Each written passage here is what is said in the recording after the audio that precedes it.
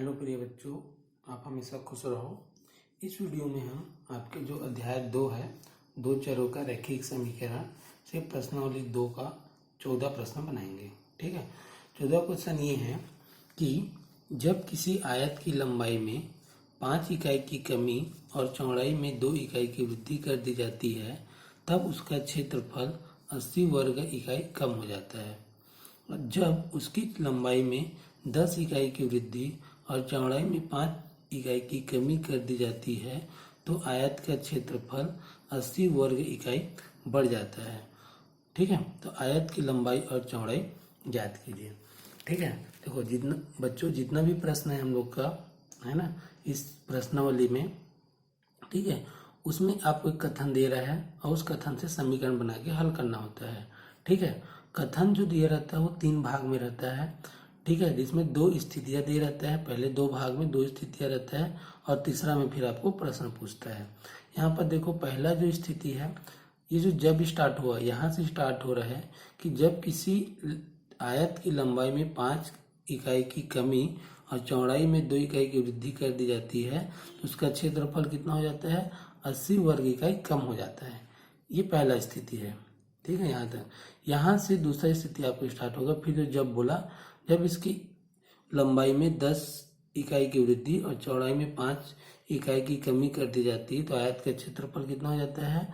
50 वर्ग इकाई बढ़ जाता है। ये इसका दूसरा स्थिति है। और तीसरा में पूछा है आपको आयत की लंबाई और चौड़ाई ज्ञात कीजिए। ठीक है बच्चों, तो देखो, आयत क्या होता है? तो आयत एक ऐसा आकृति है जिसमें 4 भुजा होते हैं। ठीक है, 4 भुजाओं का आकृति होता है। ठीक है, जिसमें आमने सामने की जो भुजा होती है वो बराबर होती है ना। मतलब ये जितना है उतना ये भी रहेगा, ये जितना है उतना ये भी रहेगा। ठीक है। अब जो कोण होते हैं, ये जो कोण होता है इनके बीच, है दो भुजाओं के बीच जो कोण बन रहा है, ये कितना होता है आपका? 90 अंश का होता है, समकोण होता है। ठीक है। तो इस प्रकार की आकृति को क्या बोलेंगे? आयत बोलेंगे। जिसमें जो सामने वाला भाग, ये जो थोड़ा सा ज्यादा लंबा दिख रहा है ना, वो लंबाई कहलाता है ना। और इस तरह से जो साइड में है वो क्या कहलाता है? आपका चौड़ाई कहलाता है। ठीक है। तो लंबाई और चौड़ाई क्या करना है? इस प्रश्न में ज्ञात करना है। तो जो ज्ञात करना है उसी को हम लोग 2 चर के रूप में मानते हैं। यहाँ x मान लिया और चौड़ाई को y मान लिया। ठीक है। अब फिर 2 स्थिति के अनुसार से इसको बदल रहा है और उससे फिर समीकरण बनाना है और हल करेंगे। ठीक है। तो देखते जाना, मैं बताते जाता हूँ चित्र के माध्यम से कैसे बनेगा। ठीक है। तो माना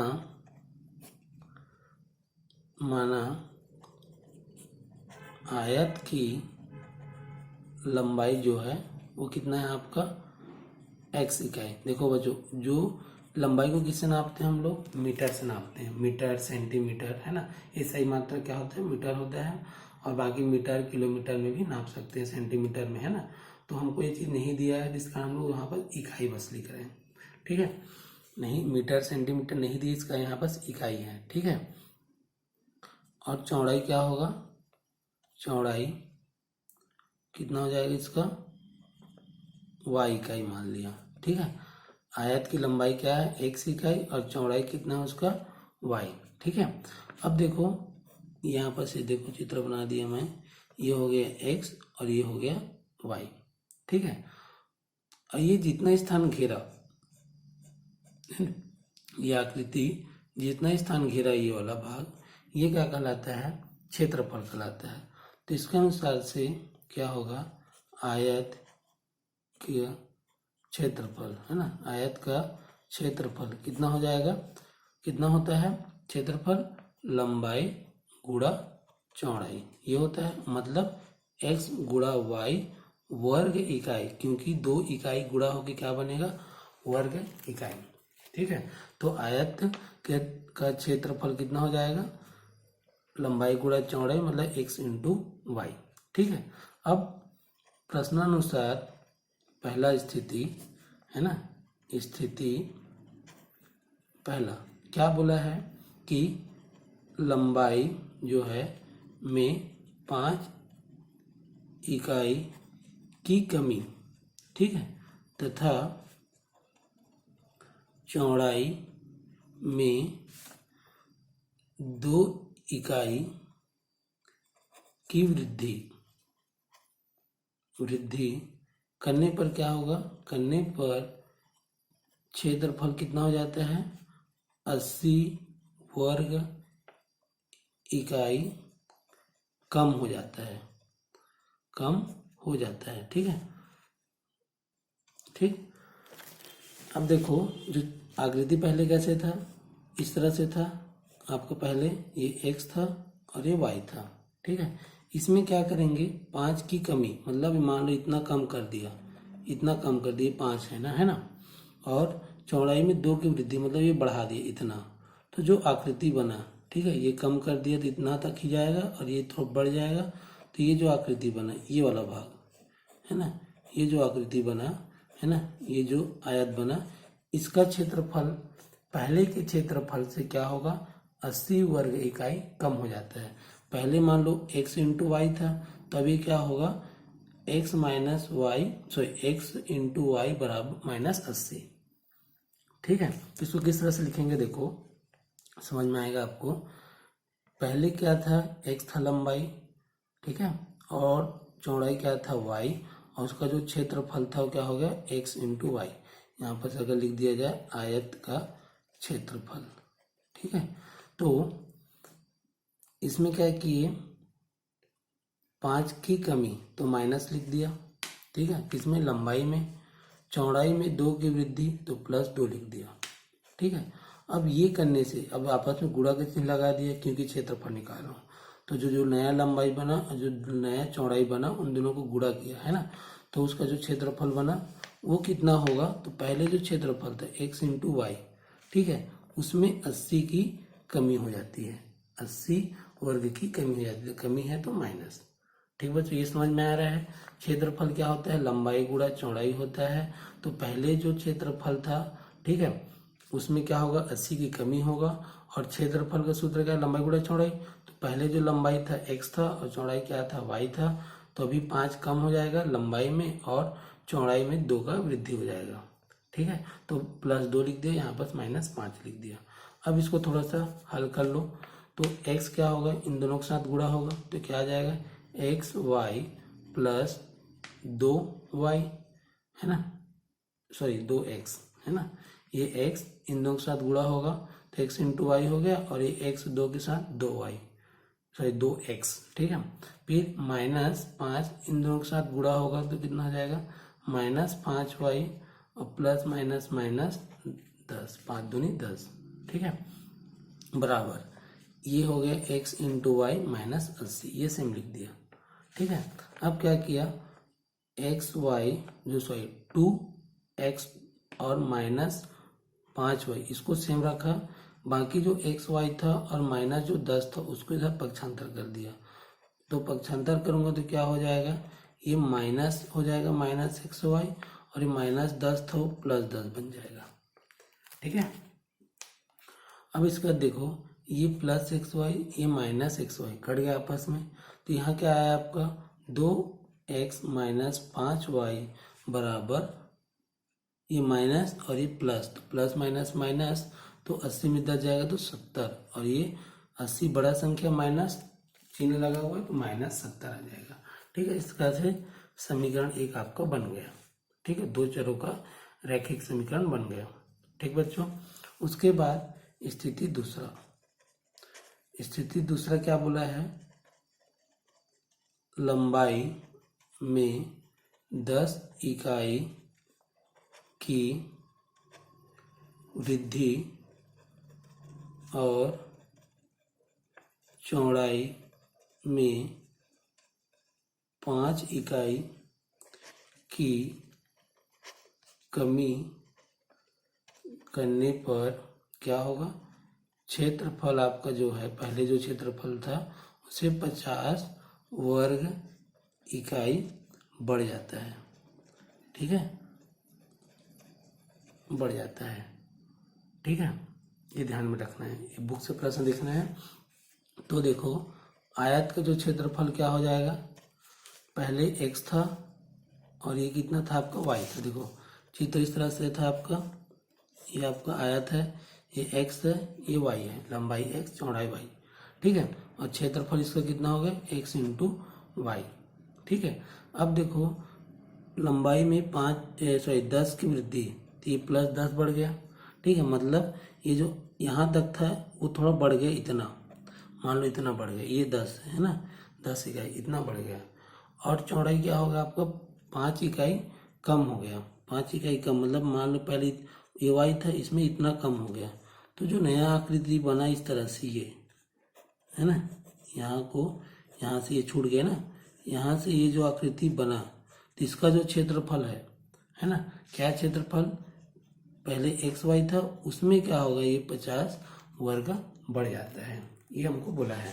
तो उसके अनुसार से कैसे लिखेंगे हम लोग, ये एक्स में 10 इकाई बढ़ गया, वाई में 5 इकाई कम हो गया, तो -5 लिख दिया, ठीक है। तो जो क्षेत्रफल पहले था x इंटू वाई, उसमें आपका 50 वृद्धि हो गया, तो +50 लिख दिया, ठीक है। और ये दोनों क्या होगा, आपके गुणा के रूप में होगा, क्योंकि यहाँ पर क्षेत्रफल से बना रहे हैं ना, ठीक। अब इसको हल कर लेते हैं, तो क्या होगा, x और y, x y, x और -5x प्लस 10y, है ना, और प्लस माइनस माइनस 50 बराबर xy प्लस 50, ठीक है।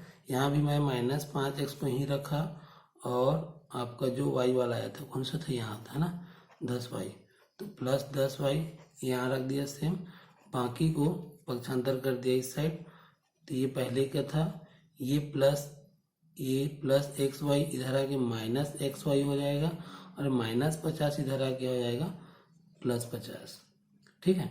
तो प्लस एक्स वाई और -xy आपस में कटेगा, ठीक है। तो क्या यहाँ क्या बच जाएगा आपका, 50 ये 100 हो जाएगा, -5x प्लस 10y बराबर 100। तो समीकरण ये 2 बन जाएगा इस तरह से, ठीक बच्चों। तो हो जाएगा समीकरण 1 और ये समीकरण 2। थोड़ा सा इसको हल करना पड़ेगा, ठीक है, कठिन लग रहा है, लेकिन बनाओगे बनेगा आराम से, है ना, ठीक। अब उसके बाद क्या करना है, 2 समीकरण हो गया, 2 समीकरण क्या करते हैं, विलोपन या प्रतिस्थापन विधि से हल कर देंगे, ठीक है। तो यहाँ पर मैं क्या कर रहा हूँ, विलोपन विधि से हल करूँगा, विलोपन विधि से, ठीक है। तो विलोपन विधि से हल करते हैं, तो जो चर है x और y, उसके जो गुणांक हैं, तो कोई x या कोई y, दोनों में से किसी एक का चर बराबर होना चाहिए। अगर बराबर नहीं है, जो गुणांक है वो बराबर होना चाहिए, अगर बराबर नहीं तो बराबर करेंगे। जैसे यहाँ पर देखो, समीकरण 1 में जो x का गुणांक है 2 है और y का 5 है, ठीक है, -5। समीकरण 2 में x का जो है -5 और y का कितना है 10, ठीक है। तो ये 10 है, ये 5 है, ये 5 है, ये 2 है, ठीक है। तो बराबर नहीं है, तो हम लोग क्या करेंगे, बराबर करेंगे किसी एक का, ठीक है, किसी एक का, x का या तो y वाले का, ठीक है।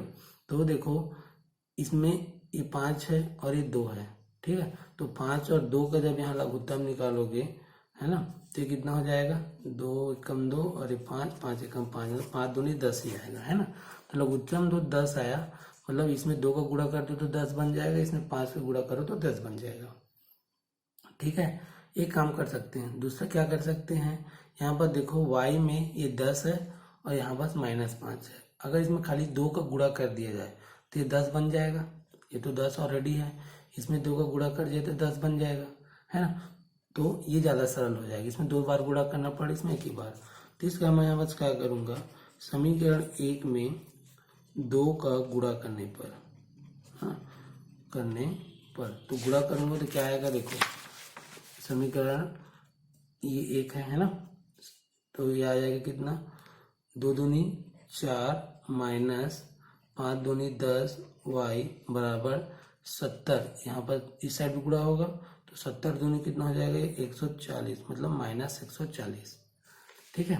तो इस तरह से 2 का गुणा कर दे, 2 दूनी 4, 5 दूनी 10, और ये कितना हो जाएगा आपका 70 दूनी 140, ठीक है, 7 दूनी 14। तो ये समीकरण बन गया आपका 3, ठीक है। अब समीकरण 2 और 3 में देखो, जो y वाला गुणांक है वो आपस में बराबर है 10-10, ठीक है। तो क्या करेंगे, समीकरण 3 में समीकरण 2 को क्या करेंगे, देखो यहाँ माइनस है, ये प्लस है, तो प्लस माइनस अगर ऑलरेडी है तो यहाँ पर क्या करेंगे, जोड़ेंगे, है ना। जोड़ने पर, घटाएंगे नहीं, जोड़ेंगे, ठीक है। तो जोड़ेंगे तो क्या आ जाएगा, देखो ये हो जाएगा 4x माइनस 10y बराबर माइनस 140, और समीकरण 2 में लिख दिया इसको 5x minus 5x plus 10y बराबर 100, ठीक है। तो ये जोड़ूंगा तो कोई चिन्ह हमें बदलाव नहीं आता है, जोड़ने पर चिन्ह में कोई बदलाव नहीं आता है, ठीक है। तो देखो यहाँ पर से प्लस था, प्लस माइनस माइनस, 5 में से 4 जाएगा तो 1x बचेगा माइनस में, क्योंकि 5 बड़ा है। यहाँ पर ये माइनस और प्लस आपस में कट गया, यही चाहते थे हम, ठीक है। माइनस और ये प्लस, प्लस माइनस माइनस, 140 में 100 जाएगा, कितना बचेगा आपका 40, माइनस 40, क्योंकि 140 बड़ा है। माइनस माइनस दोनों स्क्वायर से कट गए तो x बराबर क्या मिला आपको 40। चलो एक मान मिला इतना मुश्किल से, ठीक है। अब इस x के मान को, इस x के मान जो आया है 40, उसको समीकरण 1, 2 या 3 किसी में भी रख दो। तो मैं यहाँ पर रख रहा हूँ समीकरण 1 में। तो समीकरण 1 में x का मान रखने पर तो किस तरह से होगा, देखो ये 2x हो गया, ये माइनस 5y हो गया, माइनस बराबर माइनस 70, ये है ना। तो ये 2x की जगह रख दिया 40, तो माइनस 5y, तो ये कितना हो जाएगा माइनस 70, ठीक है। तो 40 दूनी हो जाएगा 80, माइनस 5y बराबर माइनस 70, तो माइनस 5y बराबर कितना हो जाएगा, ये माइनस ये प्लस 80 इधर जाके माइनस 80 बन जाएगा, मतलब हो जाएगा y बराबर minus minus plus, minus minus plus, तो 70 और 80 कितना हो जाएगा आपका 150, माइनस 150, और इधर क्या है आपका माइनस 5y, ठीक है। तो y बराबर क्या हो जाएगा माइनस 150 बटे माइनस 5, मतलब 5 दिया 15, 5 शून्य, और ये माइनस माइनस भी आपस में कट जाएगा, ठीक। तो इस तरह से y का जो मान आएगा कितना आ जाएगा 30, ठीक है। जो y का मान क्या आएगा 30, ठीक है। तो आपको लास्ट में एक और लाइन लिखना है, अतः आयत की लंबाई कितना होगा x बराबर 40, ठीक है, और चौड़ाई कितना होगा 30 इकाई, ठीक है। आपको यूनिट भी डालना है, इकाई भी डालना है, ठीक है। कितना हो जाएगा ये 30 इकाई, और लंबाई कितना होगा 40 इकाई, ठीक बच्चों। तो इस तरह से आपको प्रश्न बनाना है, ठीक है। जो माने वो उसके उस कथन के अनुसार से समीकरण बनाए, समीकरण, ठीक है। 2 रैखिक समीकरण बनना चाहिए 2 चरों का, तो 2 चरों का रैखिक समीकरण बना। फिर स्थिति दूसरा से भी वही कहानी करना है, उसको हल करने के बाद फिर एक आपको 2 चरों का रैखिक समीकरण मिलेगा, फिर उसको किसी भी एक विधि से, यहाँ पर हम लोग विलोपन विधि से किए, विलोपन विधि से क्या करेंगे, हल करेंगे। हल करने के बाद आपको x और y का मान निकल जाएगा, ठीक बच्चों। प्रश्न थोड़ा सा लेंदी, बहुत बड़ा लग रहा है, लेकिन बनाने से बन जाएगा, बहुत सरल है, ठीक है। इस तरह से आपको बनाना है, ठीक है। धन्यवाद।